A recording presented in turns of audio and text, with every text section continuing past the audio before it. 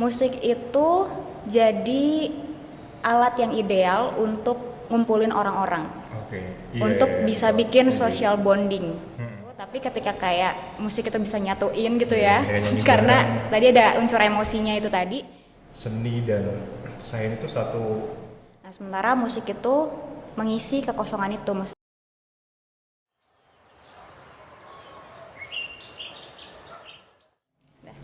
Welcome to Vice Band Singers bersama saya Alfian Darwin dan saya ditemani lagi oleh Ibu Cindy, copywriter kita.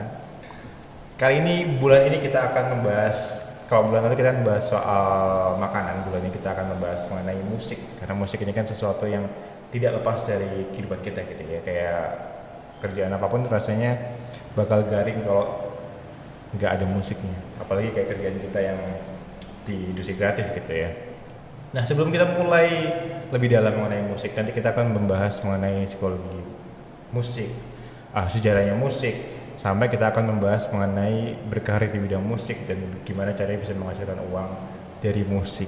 Tapi sebelum ke sana, kita harus tahu dulu nih, definisi dari musik itu sebenarnya apa sih, Bu Cindy? Ya, musik setahu aku ya nada, irama, yang Iya. harmoni gitu ya. Iya, jadi sekumpulan bunyi-bunyi ya, yang ditata sedemikian rupa menjadi nada irama yang bertujuan untuk mengekspresikan suatu emosi dari si musisinya gitu ya. Tapi sebenarnya yang aku penasaran nih sebenarnya kan Bu Cindy ini kan yang aku tahu adalah orang yang juga suka membahas soal teori-teori evolusi manusia gitu ya Bu ya. Ya, betul, betul, betul. Kenapa sih Bu Cindy kenapa suka membahas soal kayak gitu sih? Evolusi itu menarik banget karena itu tuh jenis materi yang sifatnya eye opening gitu. Karena misalnya nih ada banyak pertanyaan-pertanyaan yang itu tuh bisa lebih dijelaskan lewat evolusi. Maksudnya itu evolusi tuh kayak akarnya gitu, terutama tentang manusia, makhluk hidup gitu ya. Sebelumnya mungkin ya ada sih pertanyaan-pertanyaan yang udah kejawab, tapi rasanya itu belum puas aja kalau misalnya nggak pakai perspektif evolusi gitu. Jadi evolusi itu bener-bener yang kayak ngebuka banyak hal deh pokoknya gitu. Nah, kalau dari perspektif evolusi nih ya, kalau kita ngomongin musik, musik itu kan sebenarnya bukan sesuatu skill yang bisa membantu kita untuk berburu, melindungi kita dari predator, menghasilkan makanan dan lain-lain. Tapi kenapa akhirnya seiring peradaban manusia ini, ya kan, manusia itu akhirnya menciptakan musik? Awalnya itu kenapa? Iya. Pernah dibahas nggak di situ? Ya yang kamu sebutin tadi itu benar sih, karena kalau misalnya dicari tahu, biasanya kalau evolusi itu akan ngomongin tentang ya berkaitan sama survival. Survival di sini tuh levelnya udah sampai yang level gen gitu ya. Jadi kayak ya itu tadi kayak itu ngebantu nggak untuk kayak kita ngelindungin diri dari predator atau apakah itu bantu kita untuk cari makanan dan sebagainya. Nah sementara musik itu kayaknya arahnya nggak ke situ tuh. Tapi kenapa kayak hampir semua orang lah ya itu suka musik gitu. Kenapa mereka jadi ngejalanin musik dan sebagainya gitu. Kalau misal dari yang aku tahu, musik itu jadi alat yang ideal untuk ngumpulin orang-orang, Oke. untuk bisa betul. bikin Setuju. social bonding. Hmm. Nah, sementara kalau misal pakai perspektif evolusi, kita kan manusia itu sosial banget ya, manusia tipe makhluk yang sosial gitu. Jadi itu akan jadi alat yang penting banget untuk ngumpulin orang-orang karena kita tuh saling dependen gitu kan. Kalau misal kayak kita tuh ngelakuin sesuatu, misal bentuknya nih, kalau kita udah bonding, kita bisa kerjasama dengan baik, kita bisa bikin sesuatu lebih baik dan kayak gitu. Nah, musik itu bisa jadi alat yang bagus banget untuk itu, karena kamu nggak harus yang bisa deket banget atau kenal banget gitu sama orang itu, tapi ketika kayak musik itu bisa nyatuin gitu ya, Kayak nyanyi karena bareng. tadi ada unsur emosinya itu tadi. Nah, dari situ sih biasanya yang kenapa musik itu bisa bertahan sampai sekarang kayak gitu. Iya, tapi emang iya sih kalau kita ke acara kayak festival atau konser-konser gitu ya, terus kita ke satu stage yang ada penyanyi yang ya penontonnya banyak, terus habis itu kita nyanyiin lagunya, terus kayak yang dari pengalamanku ya, sesimpel kita nyanyi sambil lihat-lihatan sama orang yang kenal aja, jadi lu joget bareng. Iya, iya, benar. Ya sepowerful itu musik itu bisa menyatukan kita sebagai makhluk sosial gitu ya. Tapi sebenarnya aku pernah lihat Bu kayak hewan-hewannya yang di TikTok itu kadang kan ada hewan-hewan yang bisa joget ngikutin irama musik. Sebenarnya musik itu juga bisa diterima sama kayak makhluk hidup lain nggak sih selain manusia Bu? Atau cuman manusia doang yang bisa menerima musik karena itu suatu alat untuk Sebenarnya kalau yang setahu bersosialisasi? aku ya bisa aja sih. Maksudnya kan apa ya? Itu tuh kalau misal musik bisa dipakai, ya itu tadi kan dipakai sebagai alat. Kalau misal di kita itu kan yang kayak tadi kan social bonding gitu. Kalau misal di mereka ya bisa aja untuk apa ya, gimana gimana ngejelasinnya? Kayak kalau tau nggak, kalau misalnya di hewan tuh ada yang kayak misalnya mereka tuh pakai ketukan-ketukan gitu. Oh iya, iya, iya. Nah itu tuh juga jadi cara komunikasi mereka juga, karena kan mereka nggak berbahasa kayak kita. Oke, oke. Jadi mungkin kata kunci ada di komunikasi ya, musik Ya itu sendiri. juga bisa gitu. Ya jadi kayak misalnya ini kita tuh gambar gitu, kita kita ngembangin gambar, kemampuan gambar kan bukan berarti kayak kita punya tangan untuk itu gitu loh. Kayak Oke. tapi kayak kita ada tangan tuh ya akhirnya bisa ngembangin banyak hal gitu. Salah satunya adalah dengan ya akhirnya jadi bisa gambar gitu. Oke. Tapi sebenarnya musik ini wajib nggak ya buat dipelajari karena aku pernah dengerin satu TED Talk nih ya. Dia bilang kalau sebenarnya musik itu di abad pertengahan itu tuh jadi satu kurikulum yang wajib dipelajari. Sama sama pentingnya sama kayak matematika, algoritma, sains dan lain-lain. Jadi di masa itu ketika katakanlah kita nanya ke Leonardo da Vinci gitu ya, apakah dia seorang seniman atau seorang saintis? Mungkin dia kan bingung dengan pertanyaan itu karena menurut dia seni dan sains itu satu hal yang apa ya? Saling melengkapi Iya, gitu. yang saling melengkapi itu bukan yang kayak zaman sekarang kan dipisahin gitu ya. Kalau seni kan apalagi musik itu kan banyak orang yang bilang kayak musik itu sekedar hobi aja gitu loh. Kayak nggak perlu terlalu diseriusin. sekedar untuk hobi aja nggak apa-apa. Tapi kalau diseriusin mungkin ada beberapa orang yang masih belum yakin di situ gitu loh. Tapi kalau menurut Bu Sini itu sendiri gimana? Bu Sini main musik nggak sih Bu? Enggak. Nggak bisa Nggak men. bisa. Paling dulu sih waktu sekolah kayak kan itu pasti ada pelajaran seni rupa ya, apa seni, pelajaran seni pokoknya. Nah itu kan cuman ya udah disuruh main alat musik, waktu itu aku pianika sih Hmm. gitu, cuman di situ nggak lanjut aja. Tapi menurut Bu Sini itu sebenarnya kayak penting nggak sih buat dipelajari musik itu? Penting ya harusnya ya, cuman kayak enggak aja. Tapi Kalau sih kan, penting, cuman itu tadi kan alasannya bagus, jadi ya oke sih, aku setuju. oh oke. Tadi kita sempat bahas soal juga musik itu kan apa ya, kata kuncinya adalah dia itu sebenarnya sebagai alat komunikasi juga gitu, untuk kita sesama manusia.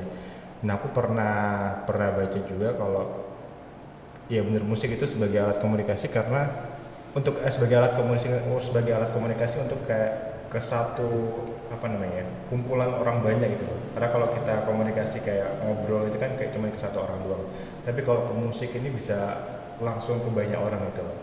Nah itu yang biasa kita lihat di sini adalah apa ya, musik itu digunakan bahkan untuk di ritual-ritual untuk kayak suatu perkumpulan orang banyak gitu ya, ada yang nyanyiin satu musik dan kayak satu semua perkumpulan itu bisa apa ya kayak apa ya merasakan pengalaman spiritual yang sama mungkin.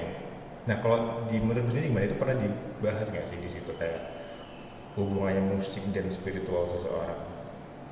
Karena kan Iya. kita bisa lihat kayak ada musik yang emang disakralkan, ketika orang dengar musik itu dia bisa kesurupan atau segala macem. Itu ada penjelasannya nggak Bu? Oke. Eh, jadi emang salah satu kelebihan musik dibanding bahasa itu yang kayak tadi kamu sebutin. Kayak kalau misal bahasa itu kan kita agak lebih ke nggak mungkin ya. Kalau misal kayak kita kumpul terus semuanya pada ngomong gitu, jadinya nggak jelas gitu pesannya gitu. Nah sementara musik itu mengisi kekosongan itu. Maksudnya musik itu ya lebih dari bahasa itu tadi Iya. gitu. Karena ya dia bisa naikin emosi, terus kayak semua orang bisa yang kumpul aja, terus mereka bisa kayak ngerasain hal yang sama itu tadi. Cuman kalau misalnya tadi kamu bahas soal apa kaitannya sama Spiritual. spiritual, spiritual emang apa menurut kamu? Apa ya? Gini deh, gampangnya ketika musik itu dijadiin sesuatu yang sakral untuk ritual, menghubungkan manusia dengan yang di atas. Jadi satu alat gitu. Ya itu tadi sih, maksudnya musik itu kan dia highlightnya adalah bisa ngasih emosi itu tadi kan. Hmm. Terus ya udah gitu, jadi kayak ya itu akan tergantung sama pribadinya masing-masing aja gitu, emosi apa yang bakal keluar di sana gitu. Kalau misalnya yang soal kesurupan itu bisa bisa beda lagi sih bahasannya. Ada nggak sih lagu yang pernah bikin Bu Cindy jadi sangat emosional? Kayak banyak sih, Lagu apa coba? Dan kenapa? Tadi banyak kan Bu banget Cindy tergantung sebutin situasinya. kalau sebenarnya musik itu adalah ya bisa mempengaruhi emosi. Tapi kayak kenapa coba? Kenapa musik itu bisa mempengaruhi emosi sebenarnya? Bagaimana bisa? Itu berdasarkan studi ya. Mm-mm. Terus kalau misalnya yang mempengaruhi, contohnya aku lagi suka lagu-lagunya Nadine Amiza gitu.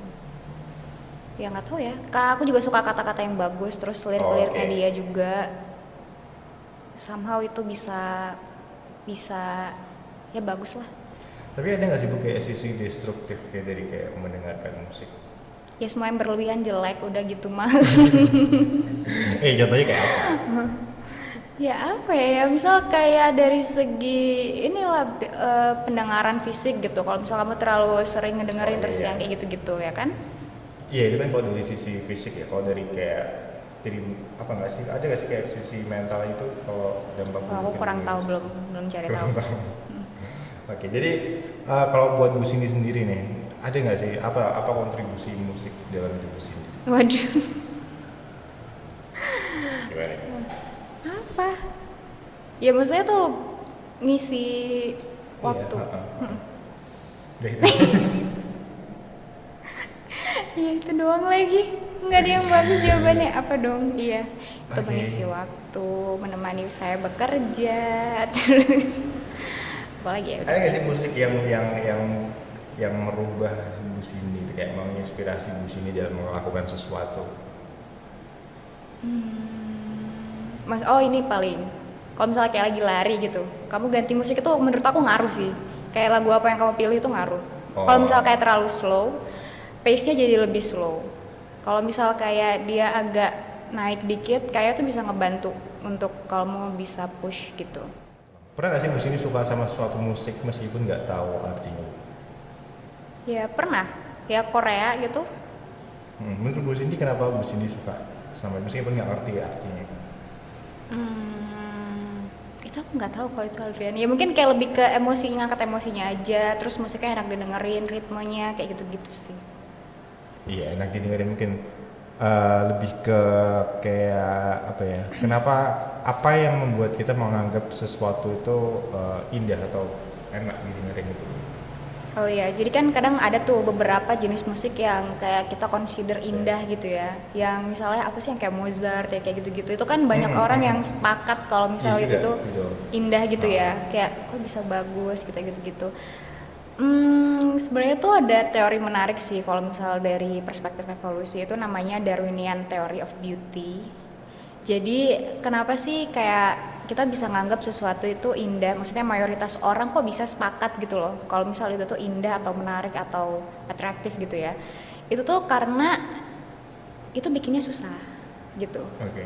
Nah, ketika kayak itu tuh bikinnya susah, itu nunjukin kualitas seseorang itu gitu. Kualitas seseorang itu kalau misalnya itu tuh bagus dan apa segala macam gitu.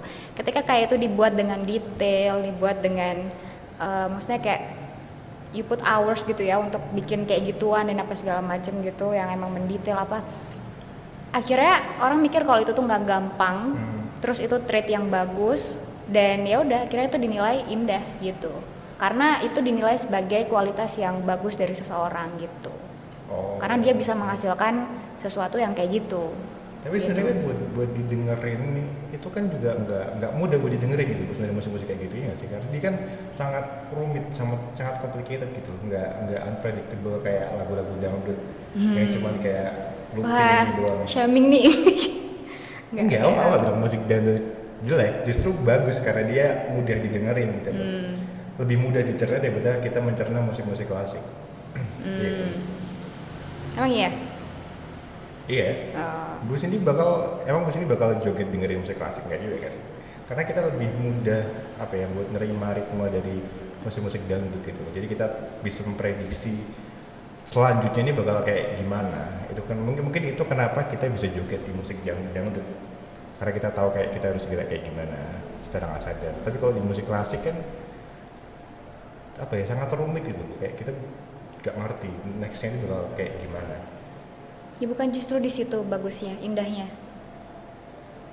Sebenarnya itu juga bakal tergantung sama referensi kamu juga sih.